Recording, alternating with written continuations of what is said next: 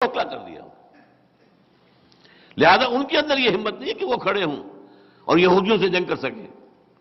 اگر کر سکتے ہوتے تو اب تک کبھی کا کبھی اسرائیل کو اٹھا کر پھینک دیا ہوتا میڈیٹرینین کے اندر. نہیں ہے، بالکل نہیں. یہ کسی اور طرف سے فوجیں جائیں گی. اور علامہ اقبال نے ہی چونکہ ایک شعر یہ کہا ہے، خضر وقت از خلوت دشت حجاز آیت بروں، کارواں زی وادی دور و دراز آیت بروں. خضر وقت حضرت مہدی عرب کے ریگزار میں اپنی خلوت سے باہر آئیں گے. اس میں شیعوں کا عقیدت بھی آ گیا اور سنیوں کا بھی. شیعہ کے نزدیک مہدی کون ہے؟ ان کے 12ویں امام ہیں جو چھپے ہوئے ہیں. یہ مصرع کور کر رہا ہے ان کو بھی. اور ہمارے ہاں کیا روایت ہے کہ عرب میں ایک بادشاہ کے انتقال کے بعد خانہ جنگی شروع ہوگی. اس وقت ایک شخص بھاگ کر مدینے سے مکے میں چھپ جائے گا. یعنی لوگ دیکھ رہے ہوں گے کہ شاید یہ اس وقت میں سامنے آئے اور قوم کی کچھ رہنمائی صحیح کرے اور وہ بچ کر جائے گا. پھر لوگ انہیں وہاں سے خلوت سے کھینچ کر تلاش کر کے نکال کر لائیں گے اور ان کے ہاتھ پر بیعت کریں گے، وہ مہدی ہوں گے.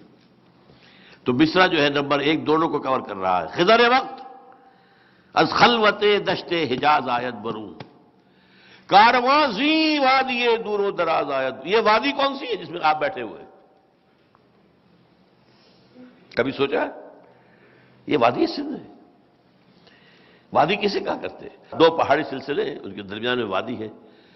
کوئی بڑی ندی، کوئی بڑا جو ہے دریا بہ رہا ہے. وادی سندھ پورا پنجاب بھی اسی میں شامل ہے. وہ تو ہم سے چھین لیا گیا نا، ورنہ ایسٹ پنجاب کے دریا کہاں آ رہے تھے؟ دریا بیاس، دریا ستلج، دریا راوی ادھر سے آ رہے تھے نا. پھر اوپر سے سارے دریا گلگت ہو، منزا ہو، سب وہیں آ رہے ہیں. پھر آئیے ایسٹ افغانستان کے سارے دریا ادھر آ رہے ہیں. دریا کابل کہاں سے آ رہا ہے؟ دریا گومل، دریا ٹوچی، دریا بولان. تو یہ در حقیقت یہ سب مشرقی حصہ افغانستان کا اور یہ مغربی حصہ انڈیا کا یہ وادی سندھ ہے. اس وادی میں پہلے اسلام کہیں قائم ہوگا، یہ یقین کی حد تک تھا. لیکن بعد میں جو حالات ہوئے ہیں اس میں مد و جزر آتا رہا ہے. کبھی امید پیدا ہوئی، کبھی کمزوری جو ہے اس میں مایوسی کی انتہا ہو گئی. آج سے 5-6 سال پہلے میں نے یہیں پر تقریر کی تھی، کیا پاکستان کے خاتمے کا یہ الٹی گنتی شروع کی جا چکی ہے؟ میں نے کہا تھا ہاں. میری مایوسی انتہائی لوئسٹ ایپ پر تھی اس وقت. شاید اللہ تعالیٰ اس میں کوئی نئی زندگی پیدا کر دے ہمارے، لیکن اس کے لیے کام تو مجھے اور آپ کو کرنا ہے. اس کو مت بھول جائیے. اصل رول تو میرا اور آپ کا ہے. کیا کرنا ہے، کیسے کرنا ہے. چنانچہ میں نے کہا تھا یہ ہے میرا جو اگلے اتوار کا جو موضوع ہے، جہاں سے کہ اصل میں یہ تو ساری ابھی علمی باتیں ہیں جو آپ کے سامنے آئی ہیں. حضور کا مقام و مرتبہ کیا ہے، وہ آج اس لیے تھا کہ ہم اپنا فرض سمجھیں. حضور کے مقصد بعثت کے حوالے سے ہمارا فرض منصبی کیا ہے، ہمیں کیا کرنا ہے. اگر ہم سچے امتی ہیں حضور کے تو ہماری ذمہ داری کیا ہے. بہرحال اب اس صورت میں آپ سے آخری بات کہہ رہا ہوں کہ یہ جو ہونے والا ہے معاملہ، اس کے اندر جو کام جو اب کرنا ہے اس کو 2 حصوں میں سمجھیے. بلکہ ایک جملہ پہلے اور میری آج کی گفتگو کا حاصل میں آپ کو ایک شعر کے حوالے سے بتانا چاہتا ہوں. حضور کی سیرت پر جب جلسے ہوتے ہیں تو آپ کی زلفوں کی تعریف، آپ کی آنکھوں کی تعریف. آج مجھے بڑی خوشی ہوئی، حفیظ طیب صاحب کی جو میں نے نعت سنی ہے وہ بڑی پاکیزہ نعت تھی، بہت عمدہ نعت، جس میں کوئی غلو نہیں ہے، کوئی عقیدت اپنی جگہ، محبت اپنی جگہ، غلو نہیں. لا تغلو فی دینکم. یہ غلو دین ہی تو تھا جس نے عیسائیوں نے حضرت عیسیٰ کو خدا کا بیٹا بنا لیا. اور جو میں نے آپ سے عرض کیا، میرا گمان یہ ہے کہ ہندوؤں نے ابراہیم کو خدا بنا لیا، برہما بنا لیا. ہندوؤں کی ایک نسل نے، سب نہیں لوگ. تو بہرحال اس غلو سے بچتے ہوئے حسن یوسف دم عیسیٰ ید بیضا داری، آنچ خوبہ احمد آرم تو تنہا داری. بڑا پیارا شعر ہے. اے نبی، آپ کو اللہ نے حضرت یوسف والا حسن عطا کیا، اور حضرت عیسیٰ پھونک مارنے سے جو نتیجہ نکلتا تھا، اور ید بیضا حضرت موسیٰ والا. تمام نبیوں کو اللہ نے جو کمالات دیے، آپ کی ذات مبارکہ میں وہ سارے کمال جمع ہیں. ٹھیک، اب حدیث سنیے، تمام انبیاء اور رسولوں نے جو تکلیفیں برداشت کی ہیں میں نے تنہا وہ سب برداشت کی۔ یہ کوئی بیان کرتا ہے؟ کبھی اس کا ذکر آتا ہے؟ 3 سال کی نظر بندی اور فاقوں کی وہ انتہا، کچھ کھانے کو نہیں ہے، بچے بلک رہے ہیں اور سوکھے چمڑے ابال کر اس کا پانی ان کے منہ میں ڈالنے کے سوا کچھ نہیں کھانے کو۔ 3 ایئرس طائف میں پتھرا ہوا ہے، جس میں اتھر جو ہے زخمی ہوا ہے، دامن احد میں دندان مبارک شہید ہوئے، اتنا خون گیا ہے کہ آپ بے ہوش ہو کر گر گئے اور خبر اڑ گئی کہ آپ کا انتقال ہو گیا۔ لیکن اس میں اصل بات کیا تھی؟ یہ تو بات بعد میں آئے گی ہماری۔ یہ حجت ہے اس امت پر۔ اللہ کر سکتا تھا کہ حضور کے پاؤں میں کانٹا رکھنا چبھتا اور انقلاب آ جاتا، کسی کو ڈو اٹ، اور وہ محبوب رب العالمین تھے۔ کوئی چاہے گا کہ اپنے محبوب کے پاؤں میں کانٹا چبھا ہوا دیکھے؟ اور وہ کر سکتا تھا، نہیں کیا۔ کیوں نہیں کیا؟ آج تو اللہ کا رسول ہے، آئندہ یہ کام اس امت کو کرنا ہے۔ امت کے لیے معجزے نہیں آئیں گے، رسول کے لیے آ سکتے تھے، نہیں آئے، تاکہ حجت قائم ہو جائے۔ تمہیں بھوکے رہنے کا خوف ہے تو میری بھوک نہیں تم نے دیکھی؟ اگر غزوہ احزاب میں صحابہ نے اپنے پیٹوں پر پتھر باندھے ہوئے تھے اور آ کر جب کہا حضور اب تو ناممکن ہو گیا ہمارے لیے، کھڑا ہونا مشکل ہے، دیکھیے ہم نے پتھر باندھ کر اپنے پیٹوں کے ساتھ کس کر اپنی چادروں سے اپنے آپ کو کھڑا کیا ہوا ہے، اپنا کرتا اٹھا کر دکھایا، 2 پتھر بندھے ہوئے ہیں۔ یہ سب اس لیے کیا بات ہے؟ بنی اسرائیل زیادہ پیارے تھے؟ ذرا بھوک لگی من و سلوہ اتر آیا، دھوپ لگی تو اوپر جو ہے سائبان چل رہا ہے بادلوں کا، سمندر راستہ روک رہا ہے، پھاڑ دیا اسے ایک ضرب سے۔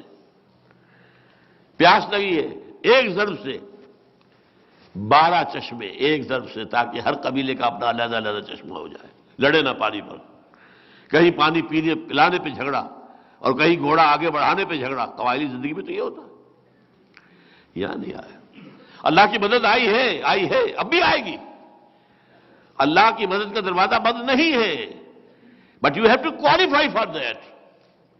اللہ پہلے ٹھوک بجا کر دیکھ لیتا ہے یہ واقعی does he really mean business, do they really mean business, وہ قربانیاں دینے کو تیار ہیں، امتحانات میں سے گزرنے کو تیار ہیں، تب پھر اللہ کی محنت، اللہ کی۔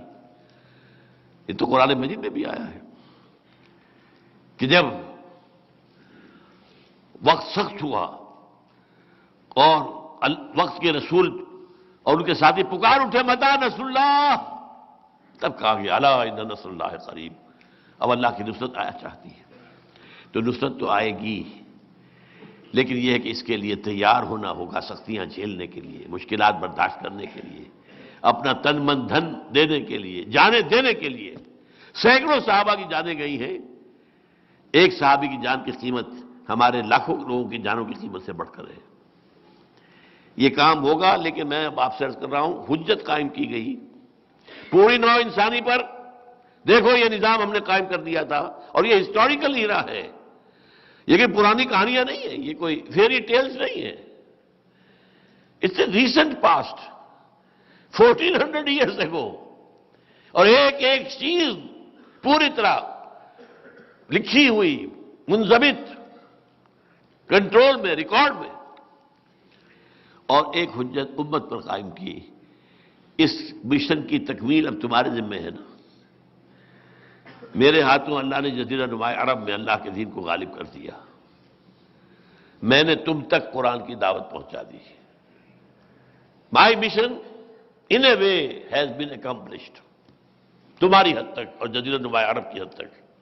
بقیہ مشن میں تمہارے حوالے کر رہا ہوں۔ It's now your duty. وہ بھاری بوجھ جو میرے کندھے پر آیا تھا، سنلقی علیک قولا ثقیلا، آج تم پر منتقل ہو گیا ہے۔ اب جو کام کرنا ہے میں آپ سے عرض کر دوں، یہ کام کیسے ہوگا؟ ویسے تو میں نے اس پر کتاب لکھی ہوئی ہے، منہج انقلاب نبوی، 400 سے زیادہ، شاید اس سے زیادہ کی کتاب ہے۔ میں ان دو اتواروں میں اس کو دو بڑے حصوں میں تقسیم کر کے بیان کروں گا۔ سب سے مشکل کام ایک جماعت کا بنانا ہے۔ جوش میں آ کر لوگ گولیاں کھا لیتے ہیں سینہ کھول کر، جوش میں، لیکن مسلسل محنت اس میں گھلنا، اس کے لیے تیار نہیں، خصوصاً ڈسپلن، نظم کی پابندی، سموتاج دو۔ سب سے مشکل کام جماعت بنانا ہے۔ جماعت بنے گی تو وہ جہاد کرے گی۔ ہمیں یہ ہے یا تو جہاد کے اوپر جاتے سیدھے، جاؤ یہ بس 30 دن کی ٹریننگ ہے، لے لو جا کر، اور جا کر جو ہے لے کر یہ کلاشن کو نکل جاؤ، چاہے وہ کشمیر میں چلے جاؤ چاہے افغانستان۔ بھائی نہیں، اس جہاد کے لیے جماعت حضور نے بنائی تھی 12 برس میں۔